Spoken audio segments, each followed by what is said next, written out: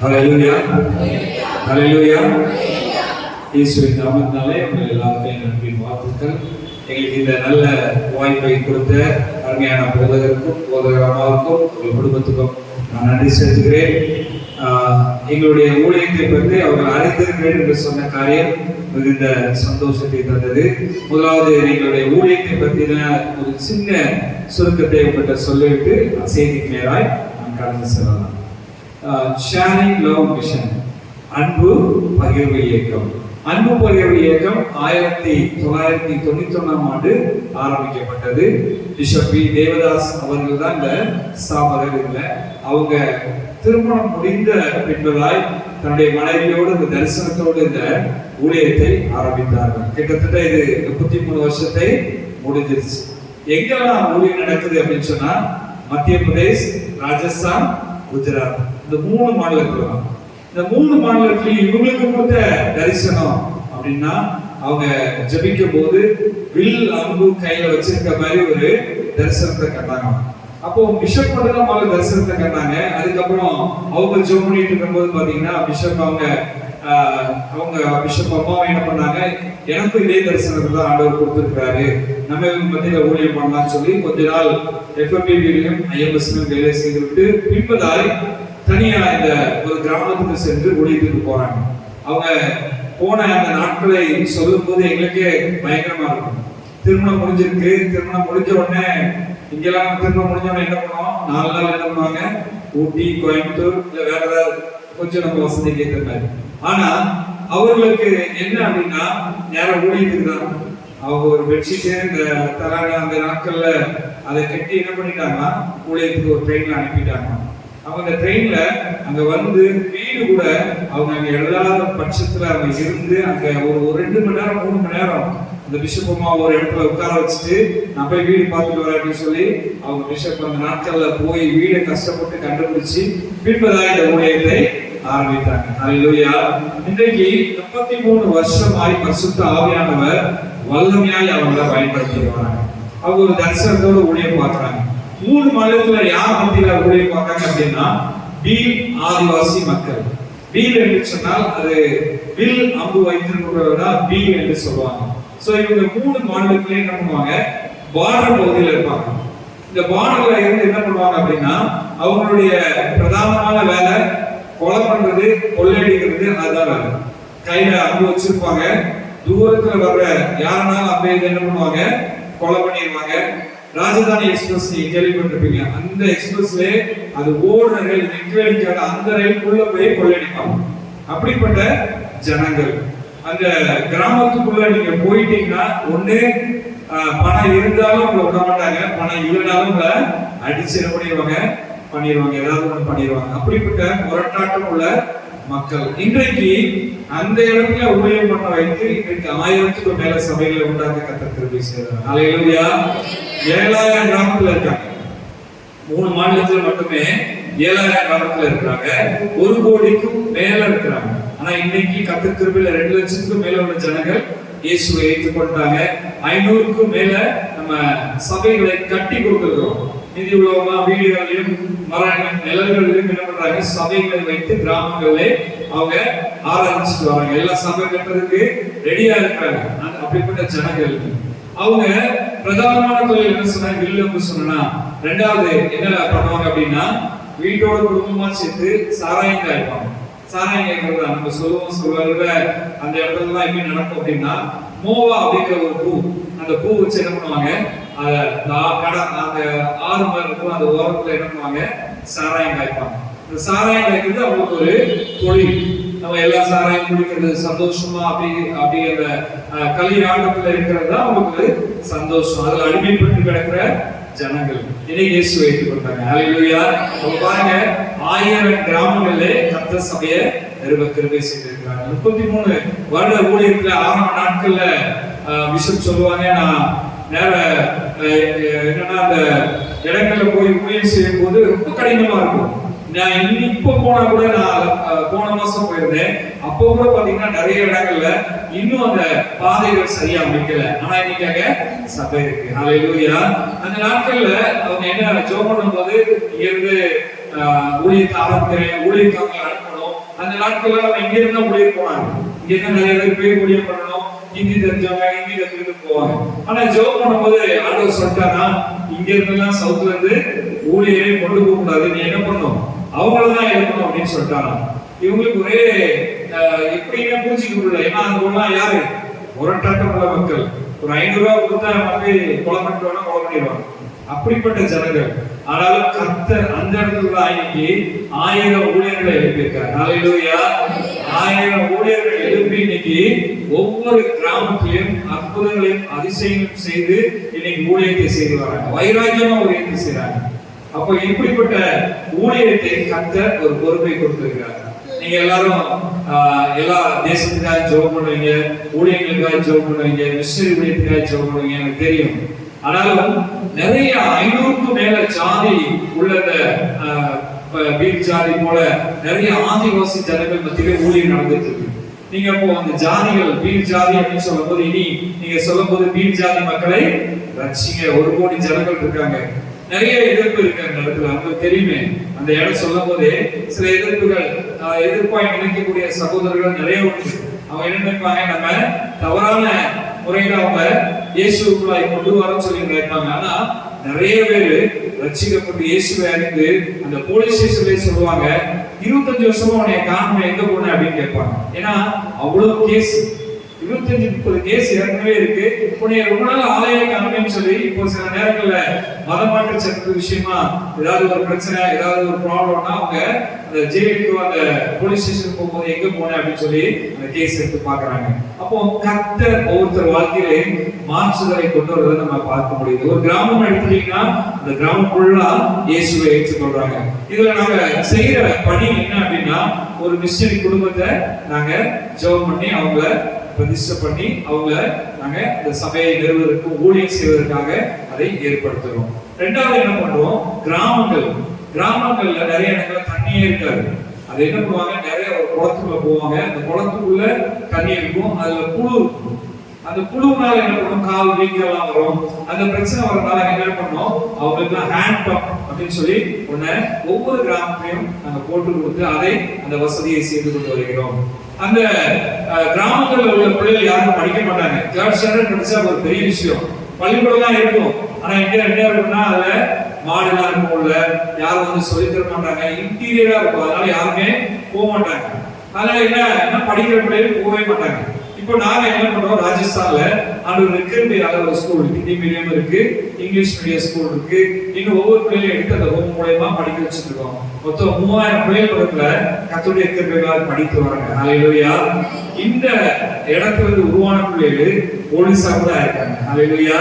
அப்ப எந்த இடத்துல இருந்து வந்தாங்கிறது முக்கியம் இல்ல, ஆனா எந்த இடத்துக்கு போக கர்த்தர் திருப்பி செய்திருக்கிறார். ஒரு பெரிய ஆசீர்வாதத்தை ஜனங்கள் மத்தியிலே ஆண்டவர் செய்து வருகிறார்.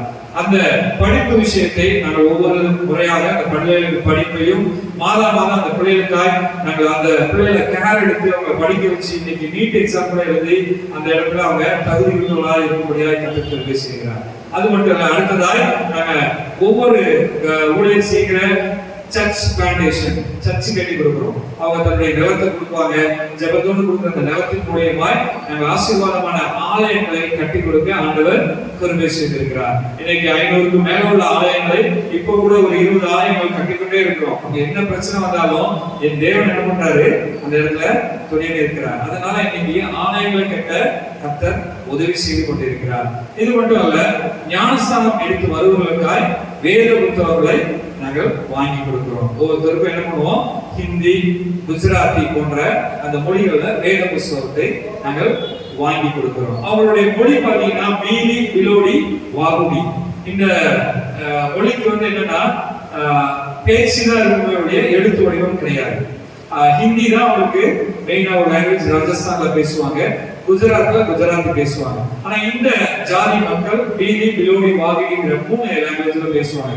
அது பாக்குறதுக்கு ஹிந்தி மாதிரியே இருக்கும், ஆனா வேற அந்த ஸ்லாங் மாறிக்கிட்டே இருக்கும். ஆனாலும் அந்த இடத்துல அவங்களுக்கு அதை பேச இந்த பிஷப்பமாக அவர்கள் நல்லா போய் அவர்களோடு பழகி இதை பேச கற்றுக்கொண்டு அவர்களுக்கு நல்ல அபிஷேகத்துல நிறைந்தவங்க ஊழிய செய்ய ஆரம்பிச்சுட்டு இருக்கிறாங்க. அவங்களாம் சும்மா அப்படி அபிஷேகத்துல நிறைவாங்க.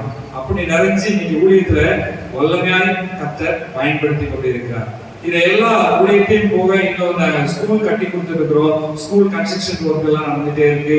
இன்னும் என்னன்னா மிஷனரி படைகளுக்காக போகிற ஒவ்வொருத்தருக்கும் அந்த மூப்பர்கள், சண்டே கிளாஸ் ஊழியர்கள், பிபிஎஸ் ஊழியர்கள் கடந்த மே மாசத்துல 70,000 பிள்ளைகள் பிபிஎஸ்ல பங்குபெற்றாங்க. அல்லேலூயா.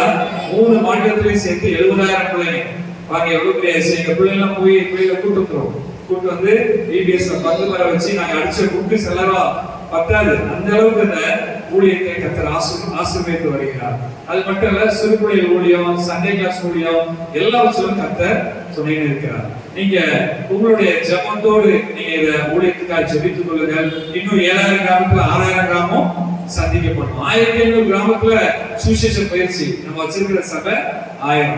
இன்னும் மீதி இருக்கிற கிராமங்கள்ல சபை உண்டாக்கப்படணும். இன்னும் என்ன பண்ணணும்? கர்த்தருடைய ராஜ்யம் அந்த இடத்துல கட்டப்படணும். அதுக்காய் நீங்க ஜெபித்துக் கொள்ளும்படி உங்களை அன்போடு கேட்டுக்கொள்கிறேன். நீங்க என்ன உதவி செய்யணும் கூட நீங்க சபையோடு இணைந்து செய்யுங்க. இந்த சபை எங்களுக்கு ஒரு ஆசீர்வாதமாகும். சபை மூலியமா கொடுக்கிற ஒவ்வொரு ஆசீர்வாதமும் எங்களுக்கு அங்க சபைக்கு ஒரு பெரிய எழுப்புதலை பண்ண கர்த்தர் கிருபை செய்கிறார். ஹல்லேலூயா. சரி, ஒரு நிமிஷம் நாம் கண்களை மூடி ஜெபித்து விட்டு செய்தி நேராய் நாம் கடந்து செல்லலாம். பரலோகத்தின் தேவனே, இந்த நல்ல காலை வேளை ஆராதனையிலும் ஜெபங்களிலும் பங்கு பெற்று இப்போது செய்தி வேளையை கடந்து வரும்படியாக கர்த்தர் கிருபை செய்து கொண்டிருக்கிறேன். இந்த வேளையை கர்த்தர் நீங்க பொறுப்படுத்திக் கொள்ளுங்க. பரிசுத்த ஆவியானவர் நீங்க துணை நின்று இந்த காரியங்களை முன்னின்று நடத்தபடியாய் உங்களுடைய கருத்துக்குள்ளாய் நாங்கள் தாக்கி ஒப்புக் கொடுக்கிறோம். இயேசுவின் நாமத்தில் ஜெபிக்கிறேன் நல்ல பிதாவே. ஆமென். 1 யோவான் 4:4 யாராவது ஒருத்தர் வாசிக்கலாமா?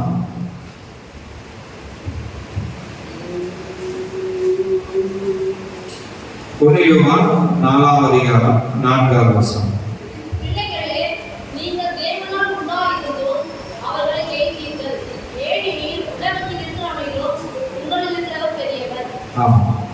ஏனெனில் உலகத்தில் இருக்கிறவர்களும் உங்களில் இருக்கிறவர் பெரியவர். சொல்லுங்க, நீங்க என்னில் இருக்கிறவர் சொல்லுங்க, என்னில் இருக்கிறவர் பெரியவர். அப்போ இந்த இடத்துல யார் இந்த வார்த்தையை சொல்லுகிறார்?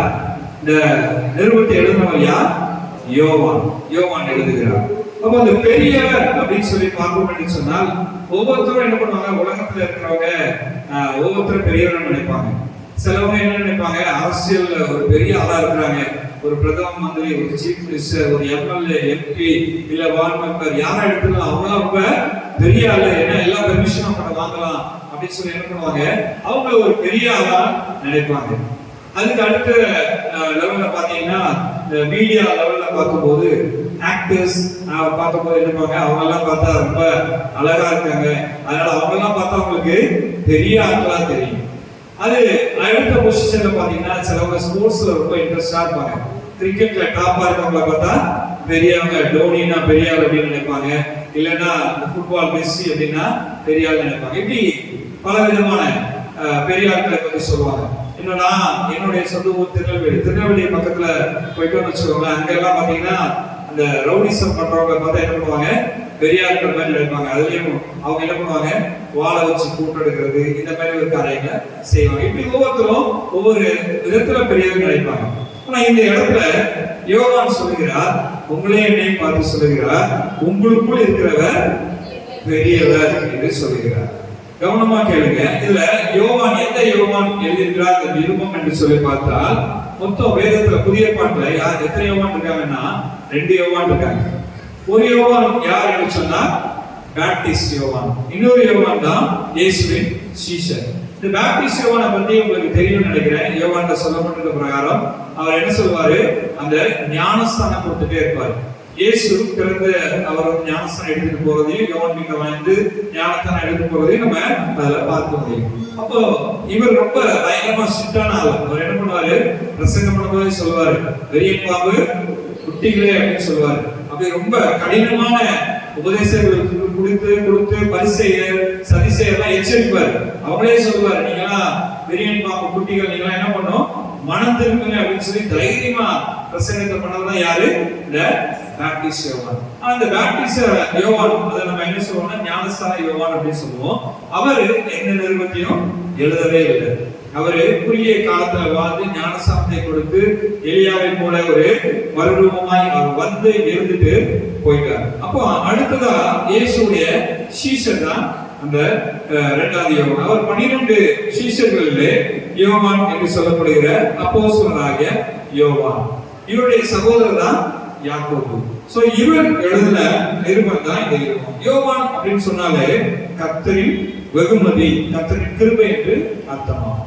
அப்போ இந்த யோவான் அவர் எழுதின நிருபங்கள் தான் என்ன அப்படின்னு சொன்னா யோவான் சுவிசேஷம், 1 யோவான், 2 யோவான், 3 யோவான், கடைசிங்கிறது வெளிப்படுத்தல் விசேஷம். ஓகே, இதெல்லாம் என்ன பண்ணாரு யோவான் எழுதினது. அப்ப இந்த யோவான் இதெல்லாம் எழுதிட்டு அவர் அப்படியே அதாவது இயேசுவோடு இருந்த ஒரு அனுபவத்தோடு எழுதுகிறார்.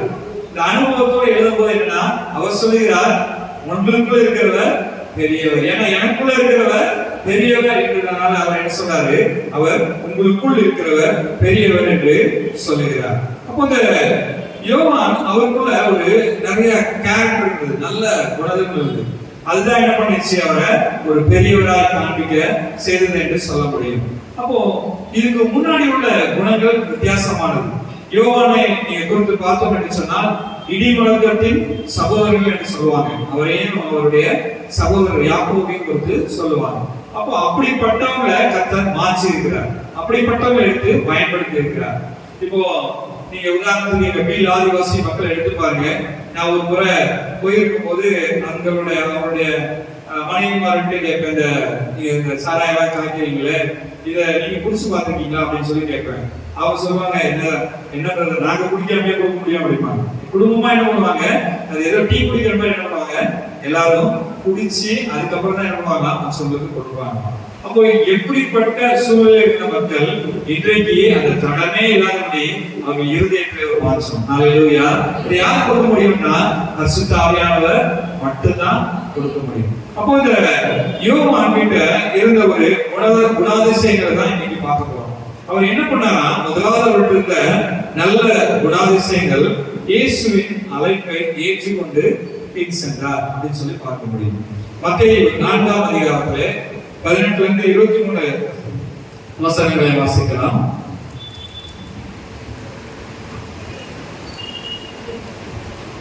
இயேசு கலிலேயா கடலோரமாய் நடந்து போகையில் மீன் பிடிக்கிறவராய் இருந்த 2 சகோதரராகிய பேதுரு என்னப்பட்ட சீமோனும் அவன் சகோதரன் அந்திரேயாவும் கடலில் வலை போட்டுக் கொண்டிருக்கும் போது அவர்களை கண்டு, என் பின்னே வாருங்கள், உங்களை மனுஷனை பிடிக்கிறவராக்குவேன் என்றார். உடனே அவர்கள் வலைகளை விட்டு அவருக்கு பின் சென்றார்கள். அவர் அவரிடம் விட்டு போகையில் வேறு 2 சகோதரராகிய சகோதரியின் மகன் யாக்கோபும் அவன் சகோதரன் யோவானும் தங்கள் தகப்பன் சகோதரியுடனே கடலிலிருந்து தங்கள் வலைகளை பழுது பார்த்துக் கொண்டிருக்கும் போது அவர்களை கண்டு அவர்களையும் அழைத்தார். உடனே அவர்கள் படவையும் தங்கள் தகப்பனை விட்டு அவருக்கு பின் சென்றார்கள். என்ன செஞ்சாங்க, ஒரு 2 குரூப் பத்தி பார்த்தோம். பேதுருவையும் பார்த்தோம்.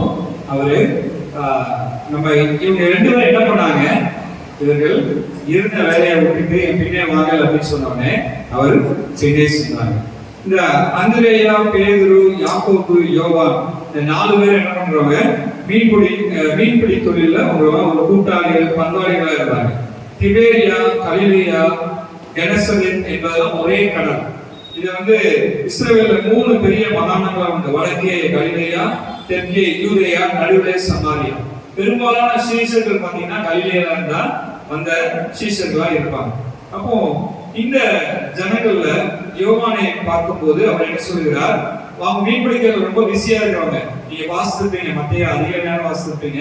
அந்த இடத்துல அவங்க மீன் பிடிக்கிறது ரொம்ப பிஸியா இருக்கிறவங்க. அவங்க என்ன செஞ்சுட்டாங்க, பின்னே வாங்கினோடனே அவங்க முதல்ல என்ன பண்ணாரு, கீழ்படுத்தி அதை விட்டுட்டு உடனே போனாங்க. ஹல்லேலூயா. அப்போ அந்த வேலையை விட்டுட்டு உடனே போனாங்க. அதுல இருந்து நம்ம கத்துக்கிற வேண்டிய ஒரே ஒரு விஷயம் என்ன அப்படின்னா, அவங்க வலையை விட்டுட்டு போயிட்டாங்க. வலையை விட்டுட்டு போய் என்ன பண்ணாங்க, ஆண்டவர் போயிட்டு செஞ்சாங்க. இன்னைக்கு நிறைய பேர் இந்த வலையில தான் நம்ம சுத்திட்டு இருக்கிறோம். உண்மையா இல்லையா? வலைதான் இன்னைக்கு ஃபுல்லா. நெட் இல்லாம யாராவது இருக்க முடியுமா?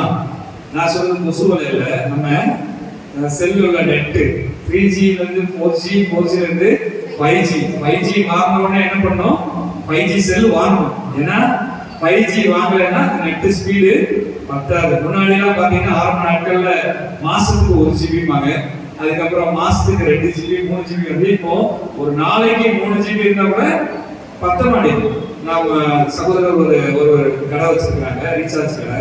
அங்க போய் எல்லாரும் ரீசார்ஜ் பண்ணும்போது பேசிட்டு இருப்பேன். ஏற்கனவே பண்ண 2 GB முடிஞ்சு திரும்பி 2 GB பண்றதுக்கு ஒரு வருவான். என்ன பார்த்தா படம் பார்த்துட்டு இருந்தேன் அப்படின்னு சொல்லுவோம். அப்போ இன்னைக்கு உலகமே என்ன பண்ணிட்டு இருக்கு, நெட்டுக்குள்ள தான்.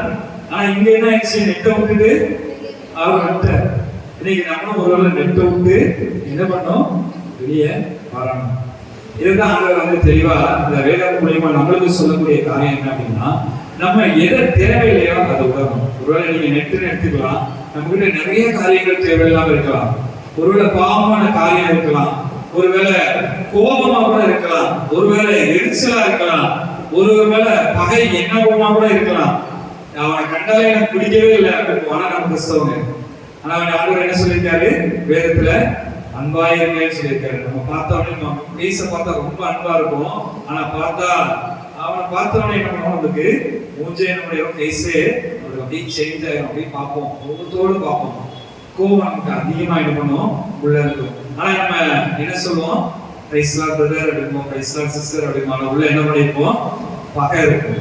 அதைத்தான் ஆண்டவர் சொல்லுகிறார், இந்த இடத்துல நீ விட வேண்டியதை விடணும். நம்ம குடும்பத்துக்குள்ள யாராவது தவறா பேசினாங்கன்றத அந்த ஒரு வார்த்தையை மனசுல வச்சுட்டு என்ன பண்ணுவோம், அதை அப்படியே வச்சுட்டே இருப்போம். அத நாங்களாம் யானை மாதிரி எப்படிப்போம், யானைக்கும் நம்மளுக்கு என்ன சம்பந்தம் இருக்கு?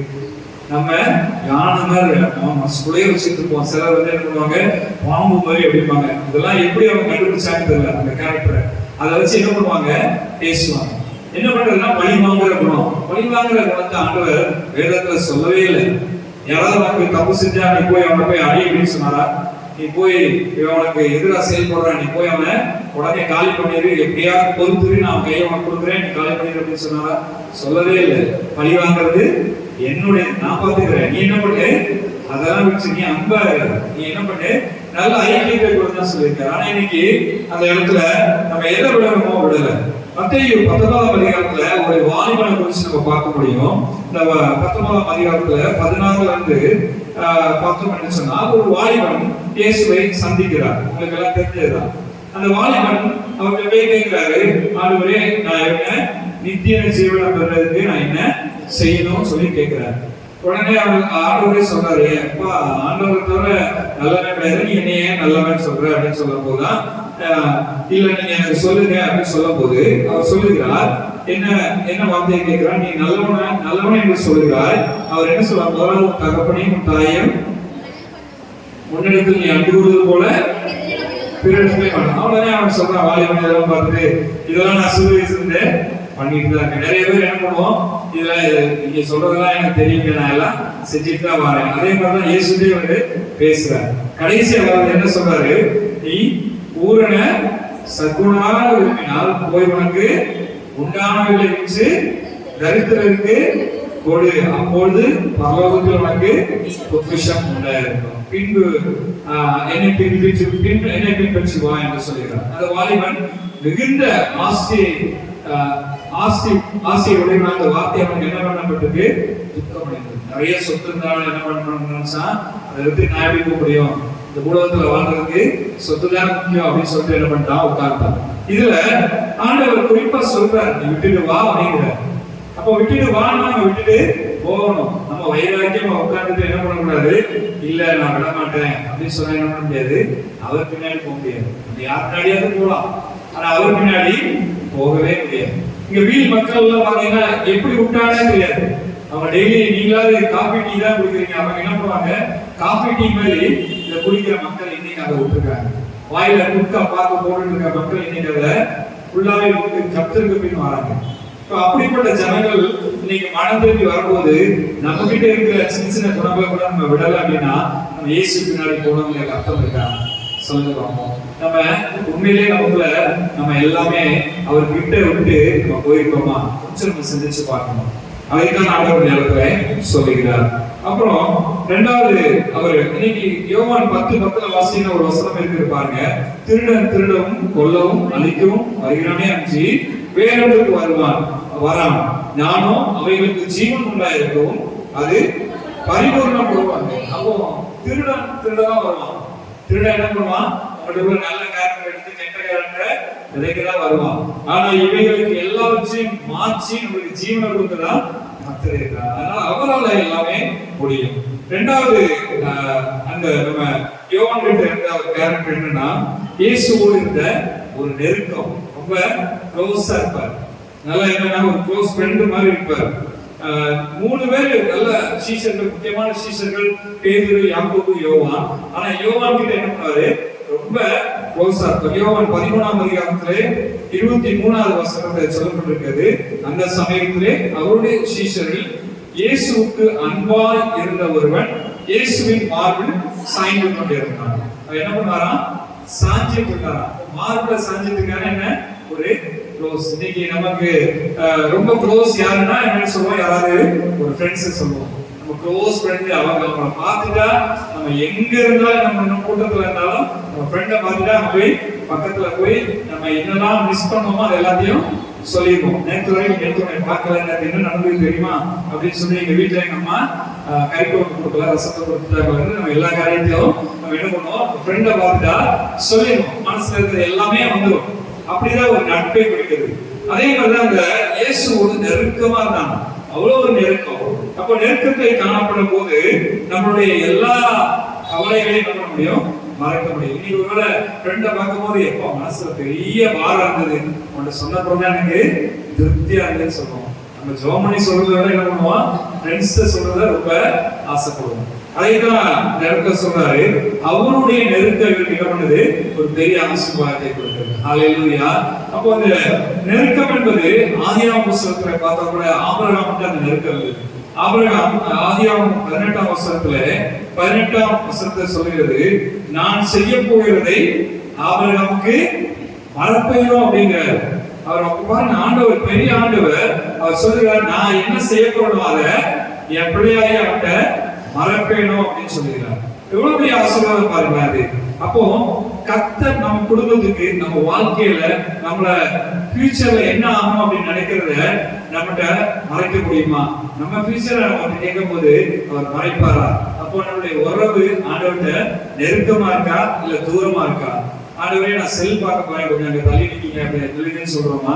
ஒருவேளை நான் நாடகம் பார்த்துட்டு இருக்கேன், நாடகம் முடிவிட்டோம், அதுக்கப்புறம் ஆண்டவரே ஜெபம் பண்றேன், பைபிள் எடுக்கிறேன் அப்படின்னு சொல்றோமா?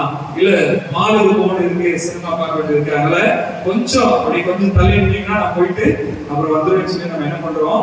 அவருக்கு இடத்துல அப்படி தள்ளி வச்சுட்டோமா? நம்ம நெருக்கம் எப்படிப்பட்டதா இருக்கு? நம்ம அவருக்கு பிரியமுள்ளதை செய்யும் போது நம்மள அவர் நெருங்கி இருப்பார். அவர் பிரியமில்லாத செய்யும் போது எங்க இருப்பாரு? அப்படி தூரத்துல நின்றுதான் இருப்பாரு. எப்பா நாங்க நிக்க அவனை கூப்பிட்டு இருப்பாரு. அப்ப நம்ம என்ன பண்ண முடியும்? அவரோட நெருக்கமா இருக்குன்னு என்ன பண்ணணும்? அவரோடு ஒரு ஐக்கியமா இருக்கும். அது வேற ஒன்றும் இல்லை, நீங்க அந்த வேதத்தோடு இருக்கும் போதே அந்த ஐக்கியத்தை கற்றுக் கொடுத்துருவார். ஹல்லேலூயா. ஒவ்வொரு நாளும் நீங்க வாசிக்கும் போதே இந்த வேதத்துல ஒவ்வொரு வார்த்தையும் என்ன பண்ணார்? ஆவியானவர் கொடுக்கிற வார்த்தை. அந்த வார்த்தையை நீங்க வாசிச்சீங்கனாலே போதும், அது என்ன ஆயிடும்? நம்மளுக்கு ஒரு பெரிய வெளிச்சம். நீங்க போகும்போது வாசிச்சா ஒரு வெளிச்சம். திடீர்னு வேற ஏதாவது வாசிப்போம், நமக்கு தகுந்த வார்த்தை வரலையே அப்படின்னா கண்டிப்பா ஏதாவது ஆட்டோமையாவது காமிச்சுவாரு. கண்டிப்பா காமிச்சுருவேன். எனக்கு அப்படி காமிச்சிருக்காரு நிறைய பேர். நீ ஏன் கவலைப்படுற அப்படிங்கிற ஒரு வார்த்தை, இல்ல நான் உன்னை கைவிடுவேணும் அப்படின்னு சொல்லி எத்தனையோ வார்த்தைகளை ஆண்டவர் கொடுத்திருக்கிறார். அப்போ ஆண்டவர் வார்த்தையை கண்டிப்பா கொடுப்பார். ஏன்னா நம்ம அவரோடு இருக்கிற நெருக்கம். இன்னைக்கு அந்த நெருக்கம் தான் இந்த பெரிய மாற்றத்தை கொடுக்கும்.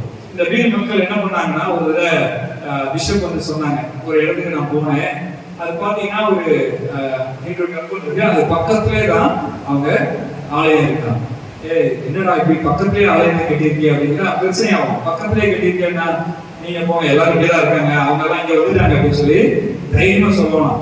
அப்போ ஒரு நாள் அந்த இடத்துல ஒரு இந்த பிள்ளையார் சுற்றி ஏதோ ஒரு ஃபங்க்ஷன், அப்போ பயங்கரமா வச்சு பாட்டு வச்சு நல்லா கொண்டாடிட்டு இருந்தாங்க. அப்போ இவங்க சர்ச்சில் உள்ளவங்க ஆட்கள் மேல கம்ப்ளைண்ட் போலீஸ்காரங்க. என்ன கம்ப்ளைண்ட்னா, அந்த செல்லை வந்து கிராக் ஆகி உடஞ்சிச்சாங்க. அதுக்கு கம்ப்ளைண்ட் இவங்கள்ட்ட கம்ப்ளைண்ட். என்ன கம்ப்ளைண்ட்னா, இவங்க ஜோம் பண்றதுனால அந்த செலை உடஞ்சிச்சு அப்படின்னு சொல்லி கம்ப்ளைண்ட். என்னப்பா புதுசா கம்ப்ளைண்ட் இருக்கு? ஒண்ணு அவனுக்கு கம்ப வச்சு அடிச்சிருக்கணும், ஏதாவது உடச்சிருக்கணும், இல்ல இவங்க பண்ற ஜபத்துல இந்த செல்லாம் உடையுது அப்படின்னு சொல்லி கம்ப்ளைண்ட். அப்போ அவருடைய ஜபத்துல நெருக்கத்துல ஆண்டவர் எப்படி கேட்பாங்க? இந்த இடத்துல இவங்க தொந்தரவு கொடுக்குறாங்க அப்படின்னா கூட ஆண்டவர் அந்த மக்கள் போய் அவங்கள்ட்ட போய் நீங்க அதை செய்யாதீங்க இதை செய்யாதுன்னு சொல்லவே மாட்டாங்க. ஆனா என்ன பண்ணுவாங்க? ஜெபம் பண்ணுவாங்க. கீழ் மக்கள் மத்தியில இன்னைக்கு அவங்க ஆதிவாசி மக்கள் சொல்லி நினைக்கிறோம், படிப்பறிவு குறைந்தவர்கள். இன்னைக்கு அவங்கள மாதிரி ஆவிக்குரிய அபிஷேகத்தை அவங்களால நிற்கவே முடியாது. அவங்க காலையில ஆராதனை அப்படின்னா ஒரு 9 மணிக்கு ஆரம்பிப்பாங்க. குறைஞ்சது ஒரு 4 மணி வரைக்கும் என்ன பண்ணுவாங்க? ஆராதிப்பாங்க, ஜெபம் பண்ணுவாங்க. அப்படியே ஆராதிச்சுட்டு இங்க இருந்து பக்கத்துல ஷாரட்டோடும் கிடையாது, பக்கத்துல வீடும் கிடையாது. எல்லாருமே ஒரு கிலோமீட்டர் அப்படி தள்ளி தான் இருக்கும், 2 கிலோமீட்டர். பிள்ளைகளை தூக்கிட்டு அப்படி நடந்து ரொம்ப தூரம் அப்படி நடந்துட்டே வருவாங்க. அப்போ அவங்க சாயங்காலம் வீட்டுக்கு போகும்போது சர்ச்சில் எல்லாருக்கும் பிரியாணிலாம் கொடுக்க மாட்டாங்க. ஒரு மிச்சர் பாக்கெட் ஏதோ சின்னதாக கொடுத்துட்டு அனுப்பிடுவாங்க. இன்னைக்கு லேட் ஆயிடுச்சுங்கிறது பாஸ்டருக்கு சாப்பிடுறது தெரியாதா அப்படின்னு சொல்லி நம்ம என்ன பண்ணுவோம்? யோசிப்போம். இவ்வளோ லேட் ஆயிடுச்சுங்கிறது ஃபுட்டெல்லாம் அரேஞ்ச் பண்ண மாட்டாங்களா? ஏன் அவ்வளோ தூரம் தெரியல? எல்லாருக்கும் சுகர் கம்ப்ளைண்ட் இருக்கு, எல்லாருக்கும் ஏதோ பிரச்சனை இருக்கு, சின்ன பிள்ளைகளை வச்சுட்டு இருக்கிறாங்க அப்படின்னு வாங்க. சின்ன பிள்ளைங்க மறுபடியும் என்ன பண்ணுவாங்க? சோடவை தூக்கி வச்சுட்டு அவங்க வாடகை நடந்து போயிட்டே இருப்பாங்க. அவங்களுடைய வேலை என்னன்னா, நான் ஆராதிக்க வந்தேன், நான் செபிக்க வந்தேன், நான் துதிக்க வந்தேன் அப்படின்னு சொல்லி என்ன பண்ணுவாங்க? சந்தோஷமாய் ஆராதிப்பாங்க. ஹல்லேலூயா. அப்போ நம்மளுக்கு என்ன தேவை? இந்த நெருக்கம். ஆண்டவர் ஆபிரகாம்கிட்ட பேசுறாரு. பேசும்போது அந்த பட்டணத்தை அழிக்க போறாரு, அவர் சகோதரர் இருக்கிறார். அதனால என்ன பண்றாரு? இத்தனை பேர் இருந்தா அழிப்பியா அப்படின்னு சொல்லி அந்த பேச்சுவார்த்தை நடந்துட்டு இருக்கு. அந்த அளவுக்கு பேச்சுவார்த்தை கடைசி அதிகாரத்தில் சொல்லப்படுறது, கர்த்தர் ஆபிரகாமோடு பேசி முடித்த பின்பு அவர் போய்விட்டாராம். ஆபிரகாம் தன் இடத்துக்கு திரும்பி போனார், ஒரு நண்பர்களை போல. அப்படிப்பட்ட வரவு. இன்னைக்கு நம்ம ஜெபம் என்ன பண்ணோம்? ஐயோ 1 மணி நேரம் ஜெபம் பண்ண சொல்லிட்டாங்க, எப்படியாவது ஜெபம் பண்ணணும் அப்படின்னு சொல்லிட்டு ஆராதிப்பேன் அந்த பாட்டையே 10 தடவை நம்ம பாடிட்டு திருப்பி என்ன பண்ணக்கூடாது? அந்த சோஸ்திரம் சோஸ்திரம் சோஸ்திரம் சொல்லி அது இல்ல. நம்ம ஜெபம் என்ன பண்ணணும்? நம்ம ஆவிக்குரிய அபிஷேகத்துல இன்னும் நிறைந்து கர்த்தர் எடுக்கும்படியாய் நமக்கு கிருபை செய்வார். அப்படிப்பட்ட ஜெபத்துல கர்த்தர் வல்லமையாய் பயன்படுத்தும்படியாய் நமக்கு கிருபை செய்வார். மூன்றாவதாய் அவருக்குள்ள காணப்பட்ட குணம் என்ன அப்படின்னு சொன்னா, இயேசு கிறிஸ்துடைய குணம். அது என்ன அப்படின்னா, அவர் கொஞ்சம் பொறுமையாக இருந்தவராய் யோவான் காணப்பட்டார். யோவான் இயேசு கிறிஸ்துடைய உயிர்த்தெழுதலுக்கு பின்பதாய் அவர் என்ன பண்ணாரு? எருசலேமுக்கு சென்று ஊழியம் செய்தார். ரோம அரசாங்கம் என்ன பண்ணப்பட்டது? அவரை சிறையில் பிடித்து அவர் என்ன பண்ணாங்க? சித்திரவதை பண்ணாங்க. ஒரு நேரம் அவரை பிடிச்சு வச்சு என்ன பண்றாங்க? சுத்தி தீயெல்லாம் எரிய விட்டு என்ன பண்ணாங்க? அவரை அப்படியே எரிய விட்டு அவரை துன்பப்படுத்துறாங்க. ஆனா அவர் எல்லா சூழ்நிலையிலும் என்ன பண்ணாங்க? ரொம்ப அமைதியாகவும் பொறுமையாகவும் இருந்தாங்க. இன்னைக்கு பொறுமை அப்படிங்கிறது நமக்கு ரொம்ப ஒரு கஷ்டமான காரியமா இருக்கு. ஆனா இந்த இடத்துல ஊழியக்காரராகிய அந்த யோவான், சீஷராகிய யோவான் பொறுமையோடு இருந்தார் என்று சொல்லப்படுகிறது. இந்த பொறுமை குணத்துக்கு நம்ம வேதத்துல நிறைய தடவை வாசித்திருப்போம், கேட்டிருப்போம், என்னெல்லாமோ பண்ணிருப்போம். ஆனா நம்ம பொறுமை நம்மளுக்கு ரொம்ப கஷ்டமா இருக்கும். இந்த பொறுமை இருக்கவே இருக்காது. பொறுமைக்கு பதிலாக அந்த துணையத்தை எடுத்தா என்ன இருக்கும்? பெருமை தான் இருக்கும். நம்மளுக்கு இந்த பொறுமையே இருக்காது. இன்னைக்கு ஆண்டவர் நம்மளுக்கு சொல்லுகிற முக்கியமான ஒரு விஷயம் என்னன்னா பொறுமை. ஏன் இந்த குணாதிசயங்களை நம்ம பார்க்கிறோம் என்று சொன்னால், இந்த குணாதிசயங்களை நம்ம மாற்றிக்கொள்ளும் போது கர்த்தர் நம்மளை இன்னும் வல்லமையாக பயன்படுத்துவார். ஹல்லேலூயா. இந்த உங்களுக்குள் உள்ளவர் பெரியவர் என்று சொல்றோம்ல, இந்த உங்களுக்குள் நமக்குள்ள இருக்கிற பெரியவரை அவங்க பார்க்கணும், மற்றவங்க பார்க்கணும். நமக்குள்ள இந்த குணாதிசயங்கள் மாற்றப்படும் போது அது அழகா தெரியும். இன்னைக்கு யோவான் அப்படிதான் பயன்படுத்தப்பட்டார். அவர் குணத்துல முக்கியமான குணம் என்னன்னா அந்த பொறுமை. ஆனா அவர் இயேசுவை ஏற்றுக்கொள்வதற்கு முன்பதாய் அவர் சீஷனாய் சேர்ந்த அந்த நேரத்திலே அவருக்குள்ளே பயங்கரமான அது ஒரு வைராக்கியமான குணம். என்னன்னா யாரை பார்த்தாலும் எடுத்து பேசுவாரு, பயங்கரமா பேசுவார். ஆனா ஆண்டவரோடு இணைந்த பிறகு அவருக்குள்ள என்ன இருந்தது? பொறுமையின் குணத்தை கர்த்தர் வைத்தார். ஹல்லேலூயா. இன்னைக்கும் நம்மளுக்கும் ஆண்டவர் சொல்லுகிற ஒரே ஒரு காரியம், பொறுமையாய் இருக்க வேண்டும் என்று சொல்லுகிறார். பொறுமைதான் என்ன பண்ண முடியும்? நம்ம வாழ்க்கையில கர்த்தருடைய ஆசீர்வாதத்தை பெற முடியும். எந்த காரியத்திலும் பொறுமையா இருக்கு. சில நேரங்கள்ல வேலையில விஷயத்துல கூட இருக்கலாம், வீட்டு விஷயத்துல கூட இருக்கலாம். நம்ம உடனே என்ன பண்ணிடுவோம்? நாம் அடக்க முடியாம என்ன பண்ணிடுவோம்? ஏதாவது ஒண்ணு பேசிடலாம். பழமொழி கூட ஒண்ணு உண்டு, இது பொண்ணை கூட வெளியே விடலாம், ஆனா சொல்ல வெளியிருந்தா அல்ல முடியாது அப்படின்னா. சொல்ல வெளியே விட்டுட்டா என்ன இருக்குது? அதை அல்ல முடியாது. யாராவது ஒருத்தர் சொன்ன வார்த்தை பொறுமையாவது பேசிட்டாங்கன்னா அவங்களுக்கு என்ன ஆயிரும்? பகை உண்டாயிருமா இல்லையா? நம்ம பேசிட்டோம்னா அவங்க முகத்துல முடிக்கிறதுக்கே கஷ்டமாயிரும். ஏன்னா பொறுமை நமக்கு இல்லை. கொஞ்சம் பொறுமையா நிதானமா பேசணுங்கிறது தான் ஆண்டவர் இந்த நாளில் சொல்லுகிறார். இந்த நாளில் இந்த யோபுவை குறிச்சு நீங்க பாருங்களேன். யோபு 2ஆம் அதிகாரத்துல 7-10 வசனங்கள்ல அவர் அழகா இந்த பொறுமையை குறித்து ரொம்ப அழகா சொல்லப்பட்டிருக்கு. அந்த யோபு, நீங்க நிறைய நாள் யோபுவை பார்த்திருப்பீங்க. அவருடைய பொறுமை, அவர் அழகா இந்த பாவமே இல்லாத ஒரு பொறுமையா இருக்கிறது. யோபு 2ஆம் அதிகாரம் 7ஆம் வசனத்திலிருந்து பார்ப்போம் என்று சொன்னால், சாத்தான் வந்து என்ன பண்ணுகிறாரு, அவருடைய சன்னதியிலிருந்து புறப்பட்டு போய் என்ன பண்றாரு, யோபுடைய உச்சந்தலை மட்டும் கொடிய பருக்களை அவன் வாய்த்தான். அவன் ஒரு ஓட்டை எடுத்து தன் சாம்பலில் உட்கார்ந்தான். அப்போது அவன் மனைவி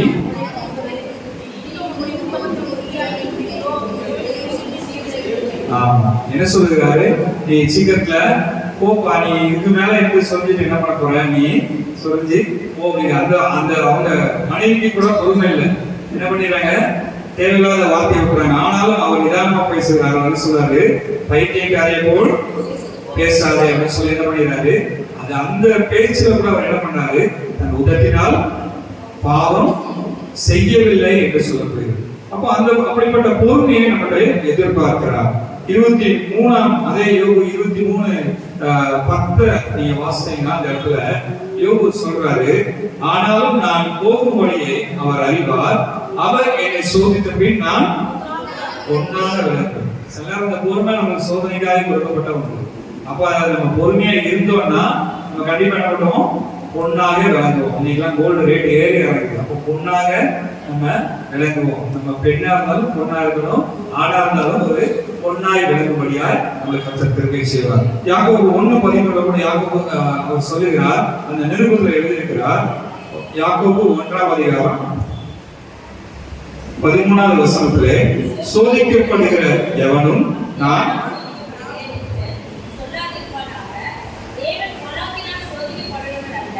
இல்ல அதுக்கு முன்னாடி வசனம், சோதனை சகிக்கிற மனுஷன் பாக்கியவான், அவன் உத்தமன் என்று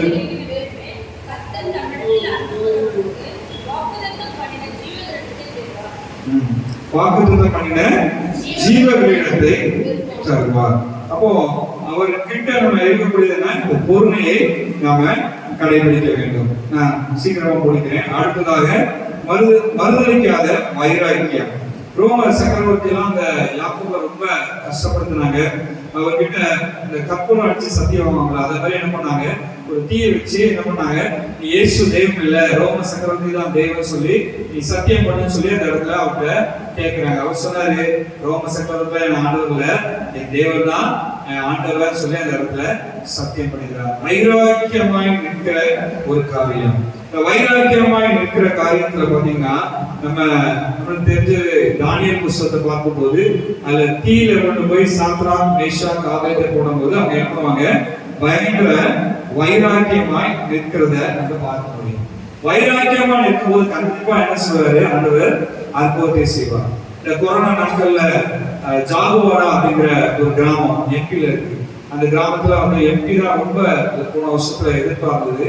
அந்த கிராமத்துல ஒரு பாஸ்டர் அவர் என்ன பண்றாரு, அவர் பாஸ்டர் அங்க போய் ஊழியம் செய்ய முடியாது. அந்த நாட்கள் எல்லாம் கிராமத்துல க்ளோஸ் பண்ணிட்டாங்க. அப்போ அந்த கிராமத்துல எல்லாம் ஒரு மனிதர் பயங்கர கலவீனம் ஆயிட்டாரு. அவரு பேரலைஸ் ஆயிட்டாரு. அவர் வந்து எப்படியாவது கொண்டு போகணும், கை காலம் முடியல, ஃபுல்லாவே படுக்கை ஆயிட்டாரு. எந்த ஹாஸ்பிட்டல்லையும் அவரை கொண்டு போக முடியும். அப்போ அவரை கூட்டிட்டு ஒரு இங்க இருக்கிற மாதிரி ஆம்புலன்ஸ் அங்க வராது. அவங்க இந்த ஷேர் ஆட்டோ மாதிரி ஏதாவது ஒரு ஆட்டோ அதை வச்சு கொண்டு போறாங்க. கொண்டு போய் எங்க கொண்டு போறாங்கன்னா, அந்த பாஸ்டர் போய் நம்ம கொண்டு போவோம், அவர் ஜெபம் பண்ணட்டும் அப்படின்னு சொல்லி கொண்டு போறாங்க. கொண்டு போற வேலையில போலீஸ்காரங்க மறிச்சு எங்க போறோம் அப்படின்னா, இல்ல இங்கதான் போறோம், பாஸ்டர் பார்க்க போறோம்னு. அதெல்லாம் முடியாது, எல்லாரும் உடம்பு சரியில்லைன்னா ஹாஸ்பிட்டலுக்கு போவாங்க, நீ பாஸ்டர் பார்க்கணுங்கிற போலீஸ் ஸ்டேஷன்ல வண்டி விடு அப்படின்னு சொல்றாங்க. சரி, போலீஸ் ஸ்டேஷன்ல இவங்க வண்டியை விட்டாங்க. வண்டியை விட்ட பிறகு உடனே போலீஸ்காரர் சொன்னாரு, நீ அந்த பாஸ்டர் இங்க வர சொல்லு போலீஸ் ஸ்டேஷனுக்கு அப்படின்னு சொல்லி பாஸ்டர் அந்த போலீஸ் ஸ்டேஷனுக்கு வர சொன்னார். அந்த பாஸ்டர் வந்தார். வந்து அந்த இடத்துல அவர் ஜெபம் பண்ண ஆரம்பிச்சாங்க. ஹல்லேலூயா. அந்த இடத்துல ஜெபம் பண்ணும்போது கர்த்தர் அந்த இடத்துல பெரிய அற்புதத்தை செய்தார். அந்த பேரலைஸா இருந்த மனிதர் எந்திரிச்சு நடக்க ஆரம்பிச்சார். ஹல்லேலூயா. இதை விட ஒரு பெரிய அற்புதம் என்ன தெரியுமா, அந்த பார்த்துட்டு இருந்த 5 போலீஸ்காரங்க இருக்காங்கல்ல, அவங்க எல்லாம் சமைக்க வர ஆரம்பிச்சிட்டாங்க. ஹல்லேலூயா. அதை விட பெரிய அற்புதம் அதுதானே நம்மளுக்கு. அந்த அற்புதத்தை காட்டிலும் பெரிய அற்புதம் அவங்க இருதயத்துல யார் தெய்வம் அப்படிங்கிறத நினைச்சதுதான். இப்போ வரைக்கும் அவங்க இந்த போலீஸ்காரங்க சபைக்கு தான் வந்துட்டு இருக்காங்க. இப்போ கர்த்தர் எப்படியாவது அற்புதம் செய்யறார், பயங்கரமான அற்புதங்கள். இன்னைக்கு அங்க வீண் மக்கள் மத்தியில மருத்துவர்கள் உயிரோடு எழுப்புறாங்க. நான் கடைசியா போயிருக்கும் போது ராஜஸ்தான்ல ஒரு பையன் வந்து பேசிட்டு இருந்தான். இது என்ன அந்த பையன் நல்லா தான் இருக்கா அப்படின்னா, இவன் 3 வருஷத்துக்கு முன்னாடி ஆல்ரெடி இறந்து போயிட்டான். இறந்து போய் 4 மணி நேரம் கழிச்சு அவன் ஏற்கனவே காது கேட்காது, வாய் பேச முடியாது. அவன் ஏதோ வியாதிப்பட்டு திடீர்னு மறிச்சு போயிட்டான். அந்த பாஸ்டர் கூப்பிட்டு வந்து பிரேயர் பண்ணும்போது 4 மணி நேரம் கழிச்சு அவன் உயிரோடு வந்துட்டான். ஹல்லேலூயா. அவனை கூப்பிட்டு வந்து பேட்டி எடுத்து பேசினா அவன் எல்லாத்தையும் சொல்றான். இப்ப நல்லா பேசுறான். காது கேட்க முடியாது, காது கேட்காது, வாய் பேச முடியாது, நல்லா பேசுறான். அந்த பாஸ்டர் பார்த்தா ரொம்ப பரிதாபமா இருக்காரு. ஆனா எடுத்து ஆண்டவர் பயன்படுத்துகிறார். கர்த்தர் அப்படிதான் எடுத்து பயன்படுத்துகிறவரா இருக்கிறார். அப்போ வைராக்கியமா இருக்கும்போது கர்த்தர் என்ன பண்ணுவாராம், நம்மளுக்கு அற்புதத்தை செய்வார். அதான் நம்ம தானியேல் புத்தகத்துல 3ஆம் அதிகாரத்துல நம்ம பார்ப்போம்னு சொன்னால் அவங்களுக்குள்ள வைராக்கியம் இருந்ததுல அவங்க சொன்னாங்கல்ல, நாங்கள் ஆராதிக்கிற எங்கள் தேவன் எங்களை தப்புவிக்க வல்லவராய் இருக்கிறார். அவர் எரிகிற அக்கினி ஜுவாலைக்கும் ராஜாவுடைய கைகளுக்கும் நீங்களாக்கி விடுவிப்பார். நீ விடுவிக்காமல் போனாலும் பரவாயில்ல அப்படின்னாங்க. அடுத்த வருஷத்துல பாருங்க, விடுவிக்காம போனாலும் நான் நீங்க சொல்றதை நான் செய்ய மாட்டேன், நான் என் தேவனை மட்டும்தான் ஆராதிப்பேன். ஹல்லேலூயா. எவ்வளவு பெரிய வைராக்கியம் பாருங்க. இன்னைக்கு நம்ம அந்த வைராக்கியத்தோட இருக்கோமா? நம்ம ஒருவேளை நம்ம சுற்றி உள்ள வேலை ஸ்தலத்துல எல்லாருமே இருப்பாங்க, எல்லா சகோதரரும் இருப்பாங்க. அந்த இடத்துல நம்ம எந்த வைராக்கியத்தோட இருக்கிறோம்? அந்த வைராக்கியத்தோட பேசுறோமா, ஜெபிக்கிறோமா? நம்ம வாழ்க்கையில ஒரு நல்ல இந்த மாற்றத்தை பார்த்து என்ன பண்ணுவாங்க, அவங்க ரட்சிக்கப்படுவாங்க. அப்படிப்பட்ட வைராக்கியத்தை கர்த்தர் எதிர்பார்க்கிறார். இந்த இடத்துல நீங்க பாத்தீங்கன்னா ராஜா சொல்றாரு, அவர் பயங்கரமா கடும் கோபம் கொண்டு அவர் தூக்கி உள்ள போடுறாரு. கடைசியா நீங்க பார்க்கும் போது அவங்க என்ன பண்றாருன்னா உள்ள இருந்து கூப்பிடுறாரு. உங்க அந்த தானியேல் 3ஆம் அதிகாரத்துல 28ஆம் வசனத்தை மட்டும் வாசிக்கலாம்.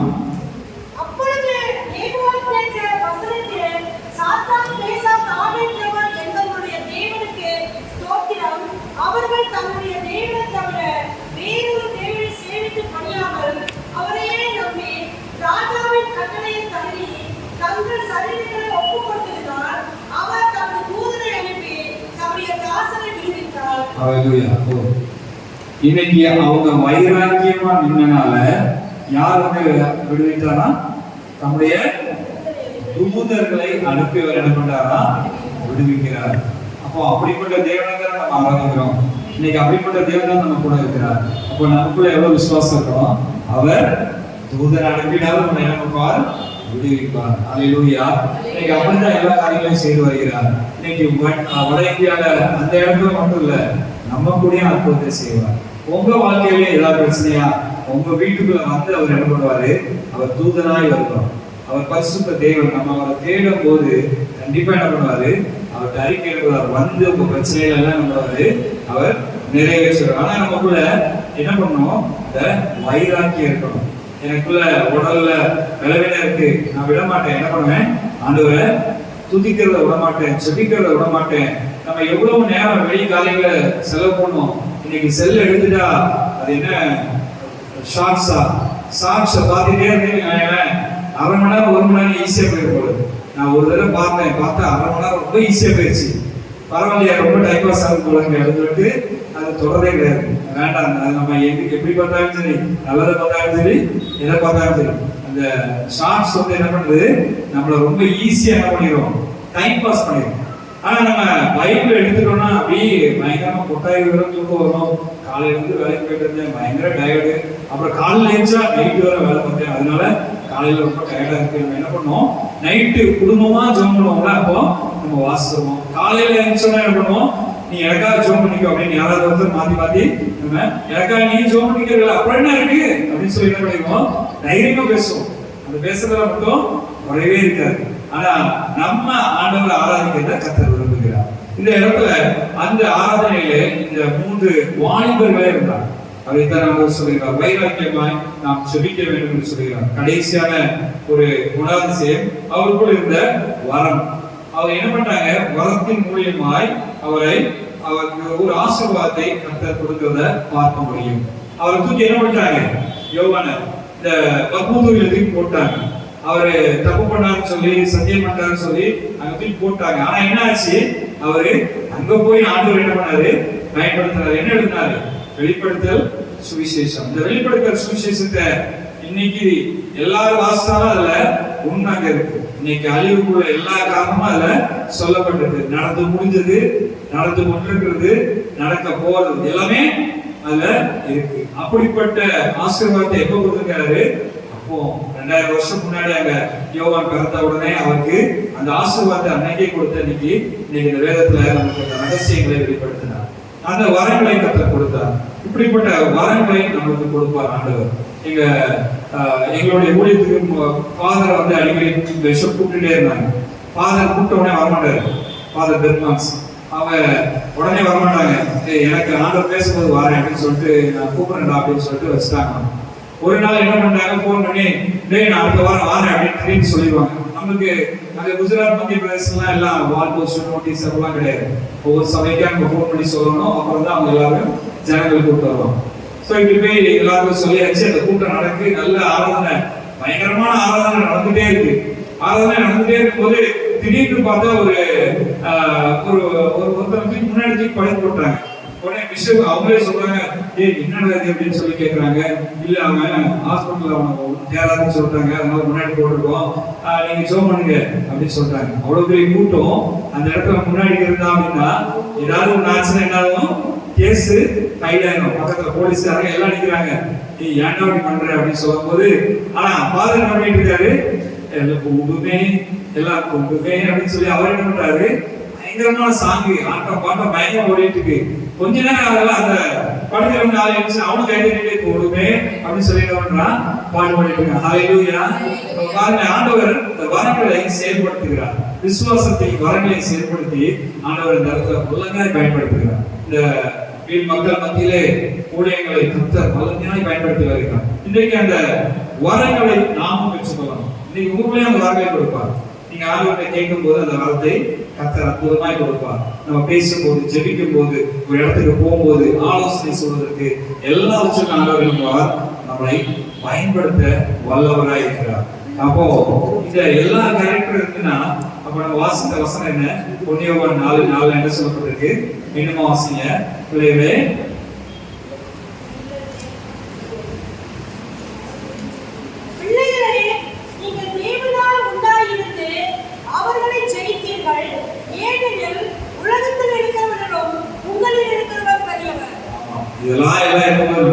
யாரு பெரியவர். ஹல்லேலூயா. இன்னும் நிறைய பேக்ரவுண்ட் இருக்கு. ஆனாலும் இந்த விஷயங்களை நம்ம கற்றுக்கொள்ளக்கூடிய கர்த்தர் உங்களுக்கு வர முடியும். ஹல்லேலூயா. நீங்க எங்க போனாலும் அற்புதம் செய்ய முடியும். எங்க போனாலும் நீங்க அநேக லட்சத்துக்குள்ளாய் சபைக்குள்ளாய் இணைக்க கர்த்தர்களை பயன்படுத்துவார். சபை என்பது இன்னைக்கு ஒரு ஆசீர்வாதமான இடம். இந்த இடத்துக்குள்ள நீங்க அநேகரை நீங்க ஜெபம் பண்ணும் போது நீங்க இணைக்கப்படுவாங்க. உங்களுடைய ஜெபத்தை கேட்ட ஆண்டவர் வல்லமையாக பயன்படுத்துவார். நீங்க வீல் மக்களுக்காக ஜெபம் பண்ணுங்க. வீல் மக்கள் உங்களுடைய ஜெபத்தோடு நீங்க தேசத்துக்காக ஜெபம் பண்ணும்போது நீங்க வீல் மக்களுக்காக ஜெபிக்கும்படி கூட கேட்டுக்கொள்ளுங்க.